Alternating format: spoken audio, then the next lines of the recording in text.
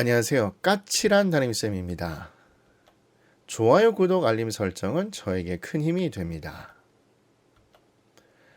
조롱이나 비하려는 의도를 가지고 고3 수험생 상황과 지원대학을 자극적으로 묘사한 것은 아니며 고3 수험생들이 현실을 직시하고 남은 기간 최선을 다하길 희망하면서 동영상을 제작했다는 점을 분명히 밝힙니다. 악플 자제와 동영상을 끝까지 시청해 주시길 간곡히 부탁드립니다. 아울러 오늘 동영상 내용 중에 오류가 있을 수 있으니 세부 사항은 반드시 해당 대학 수시 모집 요강을 통해 확인해 주시길 부탁드립니다. 동영상 내용은 참고 사항이며 절대 기준으로 활용하지 않으시길 부탁드립니다.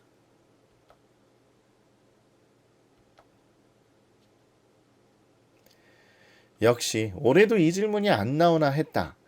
학생들이 선생님한테 와서 상담을 할 때 선생님 저 논술 준비 하나도 안 해서 저 수시에서 논술 안 쓰고요. 한 2개 정도 학생부 쓰고 그냥 정시로 올인할래요. 라고 이야기 들을 때마다 너무나 가슴이 아파. 근데 한번 선생님 말 잘 들어봐.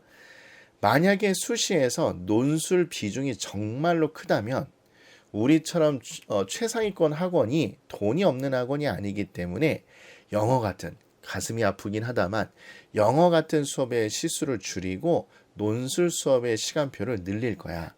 근데 있잖아. 대부분 재수학원이 2학기 정도 되면 논술 시간표를 축소한단다. 왜? 논술보다는 수능이 훨씬 더 중요한 비중을 차지하기 때문에 그래. 그래서 선생님이 이 얘기를 들을 때마다 너무 가슴이 아픈데 선생님 말 믿고 일단은 논술은 합격 여부를 생각하지 말고 그냥 논술을 지원하는 게 좋을 거야. 어차피 우리 버리는 카드라고 생각을 했다면 그 6장의 수시 카드를 그냥 쓰고서 우리가 그냥 하나 얻어 걸리길 기다리면 돼. 더더군다나 우리 재수생은 뭐가 강하다고 했어? 그치, 수능이 강하다고 했잖아. 그러니까 고3보다 여러 가지 유리한 점이 있기 때문에 그 점을 믿고 하나 뿌려놓고 그리고 하나 덜컥 걸리면 우리는 땡큐 하고 받아들이기만 하면 되는 거야. 근데 원섭이 한 3, 40만이 아깝겠어? 그러진 않겠지. 그러니까 무조건 쓰는 게 좋을 거야. 근데 논술 모의고사 점수도 안 좋고 다른 친구들은 논술 학원도 다니는 것 같아서 그걸 보면 두렵다고? 그렇게 생각할 필요는 없어. 선생님 말 잘 들어봐. 고3도 그렇고 재수생도 그렇고 논술을 준비할 여유가 없단다. 예를 들어서 우리는 기숙학원 학생이니까 한번 생각을 해봐. 너 있잖아. 너가 일어나서 침대 교실까지 오는데 2분밖에 안 걸려. 옷을 고를 필요가 있어? 옷 고르지도 않을걸? 그리고 너도 이제 주변 학생들 보면 알겠지만 요새 심지어 머리도 안 감고 다녀. 까치집 짓고 다니잖아. 그런 거 보면 기숙학원은 어떻게 보면 시간 효율성은 최선의 학원인데 또 한 번 생각해봐. 너 전에 나하고 상담도 했잖아. 뭐라고 상담했어? 선생님 저 자습할 시간이 없어서 너무 고민이에요 라고 선생님하고 상담을 했었잖아. 그지? 그래서 기숙학원처럼 시간 활용도가 끝판왕인 학원에서 수능을 준비하기에도 바쁜데 논술 공부를 따로 한다고? 사실 그 시간이 안 될 거야. 그런데 하물며 재수생도 그런데 미안하지만 고3이 시간을 내서 논술을 준비한다고? 잘 생각해봐. 고3 학생들은 학생부 준비해야지, 중간 기말고사 준비해야지, 그리고 수행평가도 해야 됐었지, 그리고 이제부터 곧 방학이 지나고 2학기가 되면 수능도 준비해야지. 근데 그렇게 여러 가지를 해고 또 심지어 기숙형 고등학교가 아니라면 아침에 등교 저녁에 집에 오는 그 시간, 길거리에도 2~3시간의 시간을 뿌리게 되는데 이 친구들이 논술 준비할 시간이 있다고? 절대 그러지 못할 거야. 선생님만 믿으면 돼. 이 친구들도 학생부 자소서 그리고 수능 준비에 바쁠 거고 논술을 준비할 때 여유가 없어. 그러니까 논술 준비하자는 너하고 별 큰 차이가 없는 거야. 논술은 말 그대로 수능을 열심히 준비하고 그리고 그 수능에서 니네가 소위 말하는 킬러 문제 있잖아. 그걸 열심히 공부하는 걸 그냥 논술 준비라고 생각하면 돼. 그리고 우리 학원에 있는 정규 시간표에는 논술 수업만 열심히 들어주면 그걸로 부족한 게 없어. 그리고 솔직히 얘기하잖아. 논술 문제는 하늘의 뜻에 맡기는 게 좋아. 그냥 선생님이 편하게 복불복이라고 얘기하는데 아무리 준비를 해도 내가 모르는 문제 나오면 백지장 내고 나오는 거고 우연찮게 아는 문제가 나오면 대충 끄적이게 되는데 그것이 나름대로 큰 도움을 받을 거야. 그러니까 너무 걱정할 필요는 없어. 그런데 선생님이 지인분들 자녀분을 상담할 때가 있다고 했잖아. 근데 그 지인분들 자녀분들이 또 학부모님들이 어떠냐면 논술 학원에 입시 설명회를 가신 거야. 그래서 가셔서 거기서 복공과 같은 사례를 이야기하셔. 거기 계신 원장님은 당연히 그러시겠지. 여러분, 수능 점수가 이거밖에 안 됐지만 우리 논술을 통해서 이 대학을 뚫고 들어갔습니다. 그래 우리 논술을 정말로 중점적으로 준비해야 됩니다. 라고 이야기하시는 학원이 되게 많고 거기에 혹해서 실제로 학원을 다니는 친구들이 많아.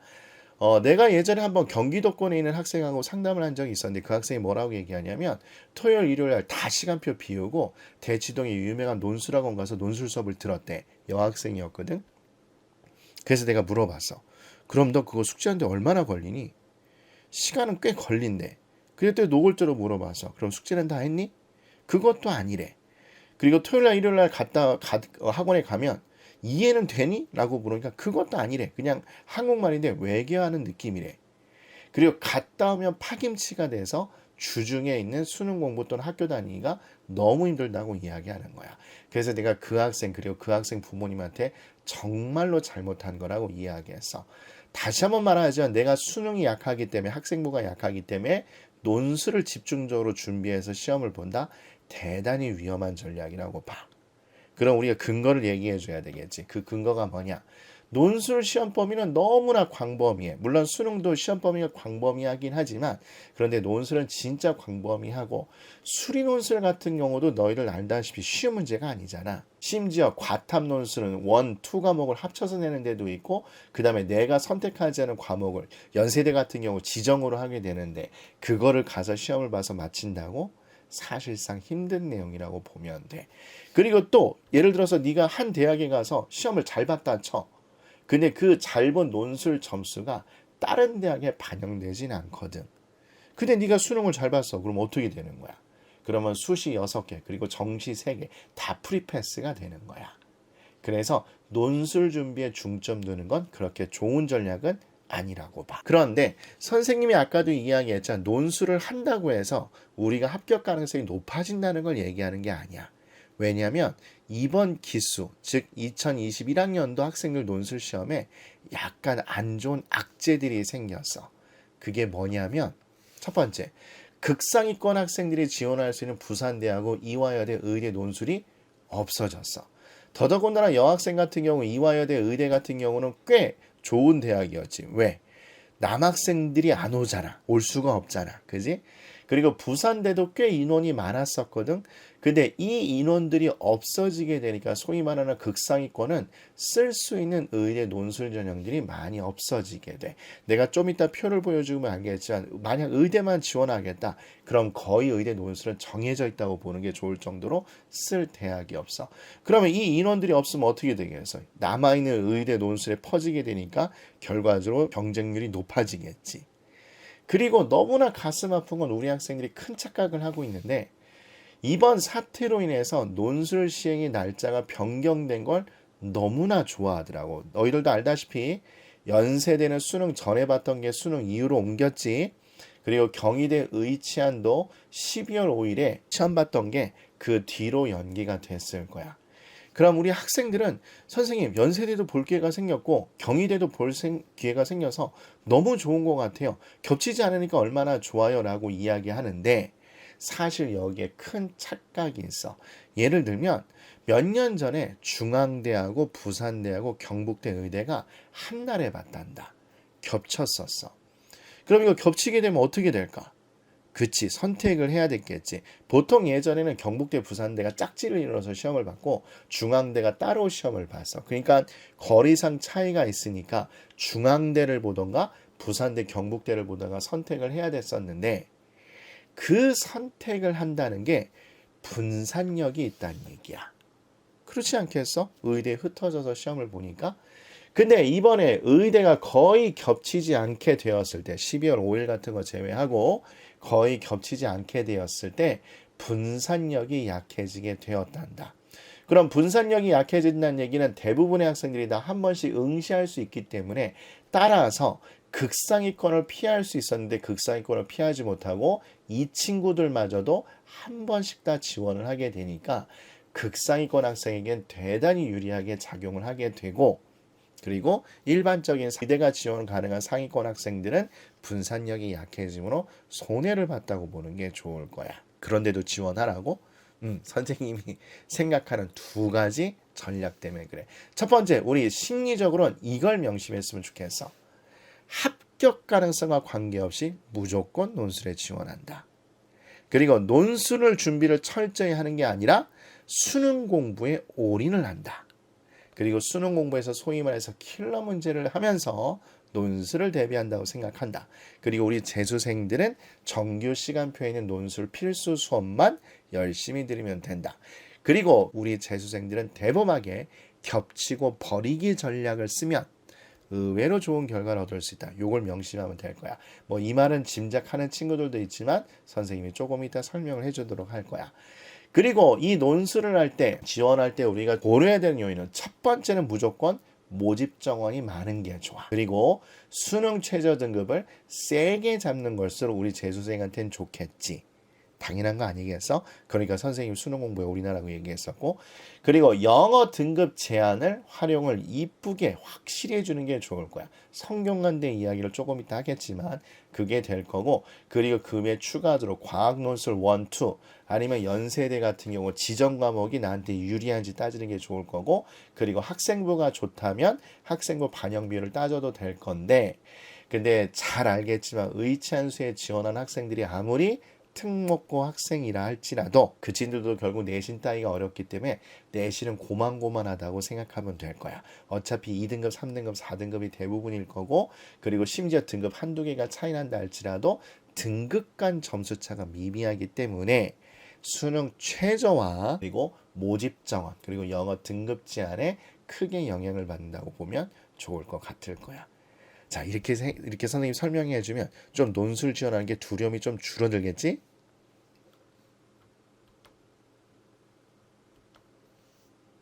그렇지. 이렇게 질문이 나와야지.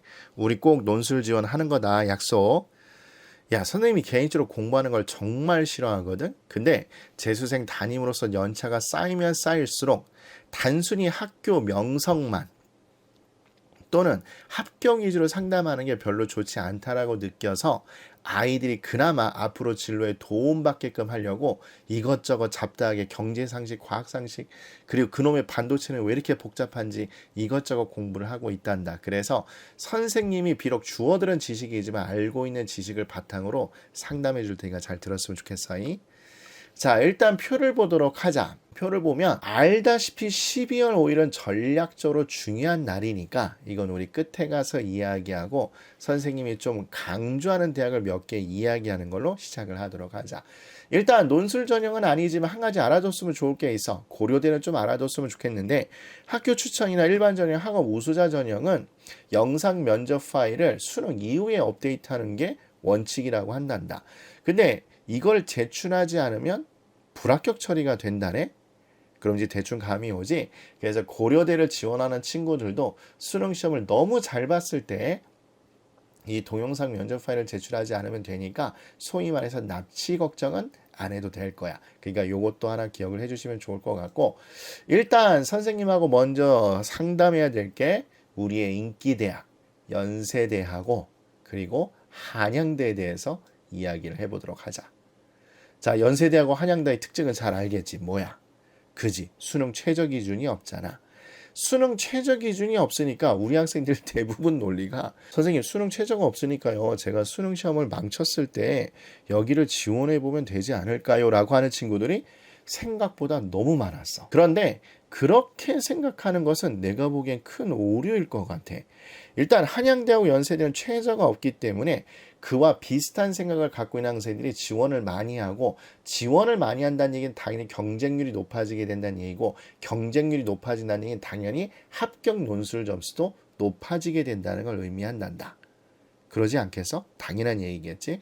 근데 내가 시험을 못 봤는데 수능 최저가 없어서 지원하는 대학이 한양대 연세대라고? 사실 그건 말이 되지 않는다고 보면 좋을 거야. 그래서 선생님이 있는 학원이 아무리 최상위권 학원이라 할지라도 우리 반 학생들하고 상담할 때 이 대학은 쓰지 않는 게 좋겠다라고 추천을 해준단다. 만약 쓴다고 이야기하면 그래, 만약 버릴 카드라고 생각하고 연세대하고 한양대 한번 구경하고 오지, 이런 느낌이라면 가서 쓰고 와도 좋다고 이야기를 해. 그러면 이 두 학교는 어느 학생들이 써야 되냐고? 내가 볼 땐 이런 학생들이 쓰는 게 좋을 거야. 잘 들어봐. 선생님이 데리고 있는 학생들 중에서 의외로 과학과고 영재고 학생들이 많았는데 그 학생을 들어서 충격적인 얘기를 들었어. 뭐였냐면 평가원 시험도 제대로 보지 않고 그리고 수능 공부도 제대로 하지 않는데, 따라서 그 학교 학생들이 생각보다 수능형 국어, 수학, 탐구를 못하는 친구들이 많았었어. 걔네들은 대학교 교재 갖고 과학을 공부하니까 난 과탐 잘 볼 줄 알았거든. 근데 수능형 과학하고 그 아이들이 공부하는 과학이 틀리대. 그 얘기는 뭐냐면 과학고 영재고 애들은 수능에서도 특화되지 않은 학생들이 생각보다 많다는 얘기야.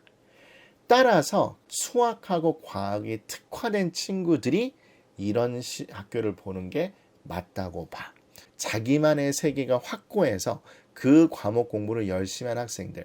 그래서 한양대하고 연세대는 그 동네, 그 학교, 그리고 그 지역에서 그냥 탑으로 수학을 찍는 학생들이 시험을 보는 게 맞다고 봐.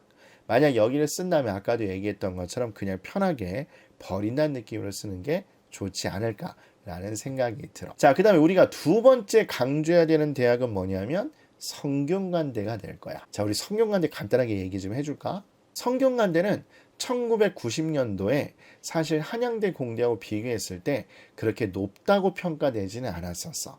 문과는 말할 것 없이 끝장나게 센 대학이 성균관대였지. 아마 서울 해화동에 있을 거야. 그래서 지금 현재 활동하고 있는 정치인들이나 정부 관료들 중에서 성균관대 출신 분이 의외로 많으셨어. 근데 이게 수원에 있어서 그런지는 몰라도 90년대는 그렇게 높게 쳐주지는 않았는데, 심지어 이 학교는 재단도 위태위태하다고 했는데 갑자기 삼성이라는 구세주가 등장을 한 거야. 그 의도는 뭔지는 모르겠지만 어쨌든 갑자기 의대가 생겨버렸고 공과대의 전폭적인 지지를 받게 되었지. 지금 입장에서 보면 성균관대 공대하고 한양대 공대 중에서 어느 게 더 좋냐라고 나한테 물어본다면 솔직히 너무 민감한 문제라서 대답하기는 힘들지만, 만약에 내 자식이라면 선생님은 개인적으로 성균관대 공과대학이 졸업했을 때, 특히 남학생이라면 군대까지 갔다 오고 졸업했을 때 그 위상은 한양대뿐만 아니라 우리나라 전국에서 탑을 찍을 거라 생각이 들어. 그냥 개인적인 생각은 서울대, 카이스트, 성균관대, 공과대학 또는 공학 관련 과가 3탑을 찍지 않을까라는 생각이 강하게 든단다. 왜? 공과대학은 자본력을 무시할 수 없어. 뭔 얘기인지 알지? 선생님, 연세대 한양대도 예치금이 되게 몇 천억 있다는데요? 예치금이 몇 천억, 몇 백억 있을 수는 있겠지만, 근데 삼성은 공장만 130조가 넘는 걸로 알고 있어. 잘 알고 있지. 핸드폰뿐만 아니라 반도체도 주력 산업을 하고 계시는데 동탄 지역뿐만 아니라 평택까지 공장을 확장하고 계시고, 그 다음에 선생님도 공부해 보니까 단순 메모리 반도체나 비메모리 반도체도 열심히 노력 중이고, 그래서 퀄컴이라는 회사하고 열심히 싸우려고 노력하시고 엔비디아라든가 기타 인텔이라든가 기타 회사들과 싸우려고 노력을 하시는데 규모 자체가 잽이 안 된다고 봐. 뭐 AI까지 활성화되면 이 학교의 발전 원동력은 무궁무진하다고 본단다. 근데 여기서 선생님이 하나 얘기해 줄 게 있어. 오전에는 알다시피 공학계열하고 건축 관련과가 있고, 오후에는 자연계열 전자전기가 있고, 그 유명한 소프트 반도체 글로벌 바이오메디칼이 있는데, 선생님이 이것도 얘기를 해줄 게 하나 있어. 뭐냐면 우리 학생들이 반도체와 글로벌 바이오메디컬을 되게 매력적이라고 봐. 왜냐? 우리 학생들이 뉴스를 보잖아. 그럼 뉴스 보면 맨날 나오는 게 뭐야? 맨날 주식 얘기가 나오겠지. 이제 은행 저축이자로 먹고 살기가 힘든 시절이 왔다. 그래서 대부분 사람들이 부동산과 주식으로 돈이 쏠려가고 있다고 이야기하는데, 부동산은 알다시피 집이 없는 서름이 너무 커기 때문에 그거를 막으려고 규제책이 자꾸 나오는데 아직까지 주식에는 그런 게 없단 말이야. 그러면 소위 말해서 주식에서 떡상하는 종목들은 뭐냐? 뻔해. AI, 오락, 전기자동차, 배터리, 반도체, 그리고 뭐야? 제약, 바이오주잖아. 그래서 맨날 그 얘기가 나와서 글로벌 바이오 메디컬 같은 경우도 대단히 유망한 학과라고 이야기를 하고 있어. 근데 선생님 얘기를 잘 들어줘야 돼. 생명공학하고 화학공학은 다시 한번 이야기하지만 얘는 우리가 무슨 집약이라고 이야기하냐면 자본집약 산업이라고 이야기를 해. 자, 우리 한번 가정을 해봐. 너가 열심히 회사에 취직해서 다니다가 너무 좋은 아이디어가 생겼어. 그게 유전 쪽이든 화학이든 제약 쪽이든. 그래서 퇴사를 하고서 어떻게 창업을 하기로 했어. 근데 창업을 하는데 제약회사를 차리고 화학연구소를 차리고 생명공학연구소를 차릴 수 있는 집안의 딸이라고? 그러면 그 사람은 다이아몬드 수저도 아니지. 그 뭐지? 비브라늄 수저인가? 아주 엄청난 부잣집의 자식일 가능성이 큰 거야. 즉 아무리 창업을 하고 싶어도 반도체를 포함해서 생명이나 화학 쪽은 창업하기가 대단히 힘들어. 왜냐? 자본집약 산업이니까. 그러면 여러분 주변 돌아보면 알겠지만 유명한 정유회사도 있는데 그 정유회사의 규모가 장난이 아니지. 원유를 또는 LNG를 수입해도 그 비용이나 배 가격이 장난이 아니지. 그래서 사실은 되게 힘들어. 개인 창업하기가. 그리고 또 유튜브 같은 거 여러 가지 지식 관련 유튜브를 보면 알겠지만 그분들이 맨날 얘기하시는 게 뭐냐. 우리나라는 기초과학에 대한 투자가 애매하기 때문에 신소재라던가 그런 바이오 쪽에 가서 열심히 연구원이 되셔도 사실 회사 직원일 것뿐인 거지 돈 벌기 힘들다고 이야기를 하셔. 그렇다면 만약에 여러분들이 성균관대 중에서 나는 그 세 개과 중에서 화끈하게 모험을 하겠다. 그럼 나는 소프트웨어가 훨씬 더 좋다라고 얘기를 할 것 같아. 나중에 전공을 할 때. 왜냐? 일단 괜찮은 규모의 회사에 들어가서 그게 오락이든 포털이든 뭐 아니면 플랫폼 회사든가에 들어가서 인맥을 형성한 다음에 그 다음에 거기는 개인 창업이 가능하거든. 그리고 앞으로 미래를 선도할 직종은 AI일 거야. 그지? 그리고 플랫폼 산업, 소위 말하는 IT가 되겠지. 물론 얼마 전에 독일에 팔렸지만 배달의 민족 같은 거, 카카오 택시 같은 거 이런 게 대표적인 플랫폼 산업이라 볼 수 있는데 그게 컴퓨터 IT 쪽 관련이지 않을까. 외국의 유명한 경제 전문지 포브스에서는 얘기했는데 물려받은 재벌이 아니라 자수성가하는 재벌은 이제 앞으로 컴퓨터와 IT 쪽에서 주로 나올 것이다라고 예견하고 있어. 그래서 나온 미국 기업이 어디야? 그렇지. 테슬라하고 아마존. 그지? 그런 걸 잘 생각해 줬으면 좋겠어. 그래서 어쨌든 성균관대는 과를 선택할 때 그렇게 했으면 좋겠는데 근데 개인적으로는 만약 안전지향을 전략적으로 간다. 그럼 선생님은 개인적으로 성균관대 공학계열이 대단히 좋다고 봐. 알다시피 성균관대 공학계열은 세 자릿수를 뽑고 그지? 그 다음에 최저도 어느 정도 여유가 있어. 그런데 밑에 있는 그 세 개 중요하게 성균관에서 밀어주는 과를 한다. 그럼 이거는 사실 안전카드라고 얘기하기 힘들 것 같아. 알다시피 인원수도 적고 최저도 나름 빡세잖아. 그래서 성균관대 공학 같은 거는 나름대로 최상위권 학생이라 할지라도 안전카드로 잡아줘서 해주면 좋을 것 같다. 그리고 공학 계열 같은 경우도 기계공학 전공을 하게 되면 되게 좋을 건데 그 이유 중에 하나는 이거야. 너희들도 잘 알다시피 지금 일어나고 있는 이 사태 때문에 국제교류가 없어지고 있잖아. 그래서 얼마 전에 신문 봤는지 모르겠는데 현대자동차 같은 경우는 중요한 부품을 중국에서 수입을 해와야 되는데 그걸 하지 못해서 모든 생산 라인이 한때 멈췄던 적이 있어. 또 마찬가지 아이폰도 미국에서 만들지 않지. 그래서 그 중국 쪽 업체하고 만드는 걸로 알고 있는데 거기에 직원들이 미국 직원들이 왔다 갔다 하면서 검수나 검토를 하지 못하니까 사실상 되게 생산에 차질을 빚고 있다고 이야기해. 그래서 이번 EBS 지문에도 나왔는데 리쇼라는 단어가 있었을 거야. 해외에 나가 있는 기업들을 국내로 불러들인다.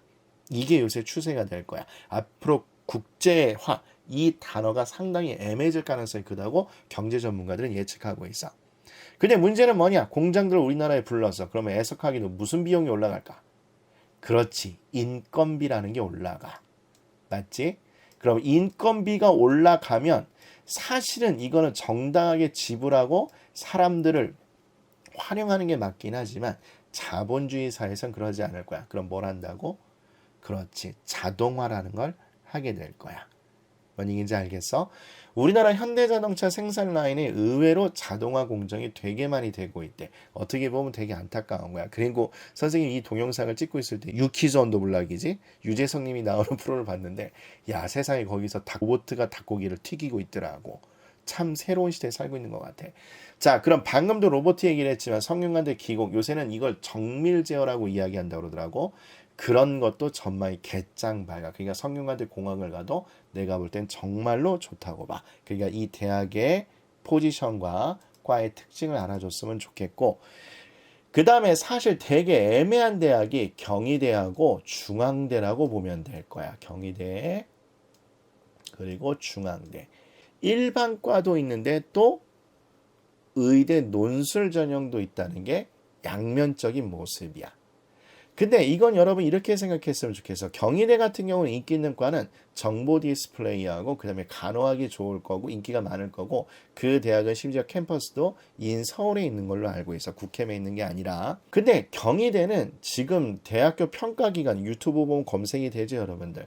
순위가 올라가고 있는데 그 순위가 올라가고 있는 이유가 사실은 공과대학보다는 국제, 교류, 정치, 미디어 쪽에 치중되고 있어. 어떻게 보면 문과 성향이 조금 세다고 얘기할 수 있지.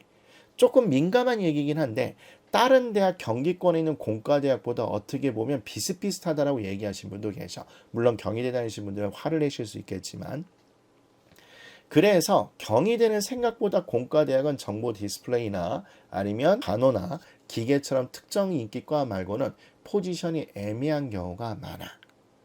그래서 경희대는 일반과를 쓸 거냐 의대를 쓸 거냐 잘 조절을 해주면 되는데 알다시피 경희대는 그래도 인원이 많은 편이지 그리고 세 개로 분산이 된다는 게 그나마 위안이 될 거고 중앙대도 마찬가지야. 중앙대도 전공학과를 보면 의대 논술도 20명 이상 뽑지만 AI나 융합 에너지라든가 ICT 계열 특히 중앙대는 알다시피 정시에서 다군의 ICT가 너무 유명하잖아. 근데 이 대학은 여러분 알다시피 뭘 결정해야 되냐 안전카드를 위해서 일반과를 쓸 거냐 아니면 의대를 쓸 거냐 라고 결정을 해주시는 필요가 있을 거야. 뭔 얘기인지 알겠지? 그럼 이왕 의대가 나왔으니까 우리 의대 한 가만 더 살펴볼까? 얘도 있을 거고 그 다음에 얘도 있을 거고 얘도 있을 건데 아주대하고 인하대 의대는 사실 정말로 합격하기 힘들 거다. 여기 쓰는 것도 다시 한번 말하자면 최저 찍겠다는 느낌으로 쓰고 그냥 쓸 거면 편하게 버린다는 카드로 쓰자. 왜? 인원수가 너무 적고 논술 끝에 있기 때문에 사실은 이 모든 대학을 보는 학생들이 다 여기에 미어 터질 거다. 그거를 생각해 주시면 좋을 것 같아. 그럼 이걸 했다면 이제 우리 12월 5일 걸 보면 되겠네. 자, 12월 5일을 보도록 하자. 일단 극상위권 친구들은 당연히 여기에 초점이 맞춰져 있겠지. 울산대를 쓸 거냐 카대를 쓸 거냐 여기에 초점이 맞춰져 있을 거야. 근데 만약에 특별하게 과목에 대한 두려움이 없다. 그러면 아까도 얘기했지만 뭐가 갑이라고? 인원수 많은 게 갑일 거야. 카톨릭대가 21명이가 뽑을 거고 울산대가 12명 정도 뽑을 건데 나는 과목에 대한 호불호가 없다. 그러면 카톨릭 의대를 쓰는 게 훨씬 더 유리할 가능성이 있어. 얘는 시간이 뭐 어차피 겹칠 거니까 그나마 극상위권 학생들은 분산력이 생기겠지. 근데 의외로 울산대를 선택하지 않은 친구들이 많아. 왜 그렇지? 알다시피 의학논술이라는 게 있는데 거기에 영어 지문이 포함될 거라는 부담감이 있어서 여기를 안 쓰는 친구들도 많더라고. 그래서 만약에 여러분들 중에서 나는 영어가 좀 특화되어 있고 잘한다 라고 생각하면 그걸 거꾸로 역이용해서 울산대를 쓰는 것도 하나의 방법이 될 거야. 자, 근데 문제는 뭐냐면 오전에 울산대를 썼다. 그러면 여기 있는 이 후보군 대학들 중에서 오후에 쓸 거냐 안 쓸 거냐를 결정하면 될 거야. 근데 우리 솔직히 얘기해서 상위권 학생이니까 이 대학을 쓰지는 않을 거야. 그럼 결국은 요 과 중에서 쓸 수 있겠지. 그럼 알다시피 한양대는 오전에 건축이나 금융공학 같은 게 있으니까 얘는 선택을 한다면 얘하고 겹칠 거고 그 다음에 오후에 보는 거 얘는 전기, 신소재 같은 게 있고 그 다음에 여기에 의예하고 소위 말한 다이아몬드 학과가 있기 때문에 만약 극상위권 학생이다 그럼 여기 쓰고 아마 여기 수순으로 갈 가능성이 높다고 봐. 근데 한양대 특징 아까 얘기했지 되게 합격하기 생각보다 어려운 대학이다. 아니면 지금처럼 서강대가 있는데 얘도 그렇고 겹칠 수도 있고 안 겹칠 수 있어. 근데 서강대는 막상 우리 이과 학생들이 그렇게 선호하기가 애매한 대학이야. 알다시피 서강대는 무슨 성향이 센 거야? 문과 성향이 센 거잖아. 그지? 그리고 아까 얘기했던 것처럼 경희대가 이제 또 시간이 겹칠 거고. 자, 그래서 여기서 선생님이 아까 말한 거 뭐? 겹치고 버리기 전략을 하자. 이런 거야. 그게 뭐냐면 예를 들어서 얘는 꼭 쓰겠다. 울산대학 카톨릭대를 쓰겠다. 그럼 쓰고 시간이 겹쳐도 한양대 오전에 보는 과, 서강대 오전에 보는 과, 경희대 오전에 보는 일반과를 같이 쓰는 거야. 그럼 이제 감이 와? 어떻게? 만약에 의대 최저를 찍었다. 그럼 기쁜 마음으로 여기를 가서 보면 되는 거고, 만약에 안타깝게 의대 최저를 못 찍었다. 그러면 여기 중에 하나를 가서 보면 되겠지. 이게 바로 겹치기, 버리기 전략이야. 그러면 12월 6일도 마찬가지야. 여기도 경희대가 있으니까 요거하고 봐서 겹쳤는데 성적 가지고 또는 경쟁률을 가지고 하나를 선택해서 하는 것도 나쁘지 않다고 봐. 근데 이거 왜 전략을 이렇게 구사할 필요가 있느냐? 아까도 이야기했지만 의대.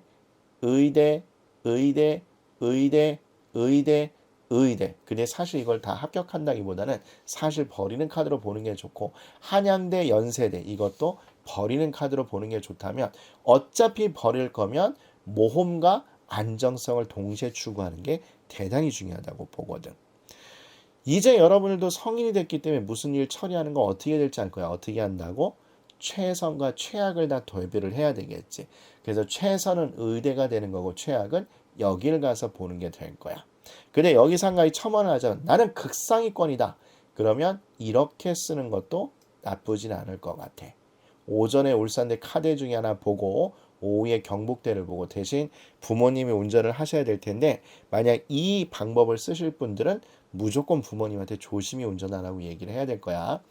그리고 울산대 카드를 쓰고 한양대 오후에 의예를 보는 것도 있겠죠. 근데 한양대가 9명인가 밖에 안 되잖아, 의예가. 그리고 다이아몬드 학과도 마찬가지 애매하고. 근데 극상위권이라면 이렇게 하는 것도 하나의 방법.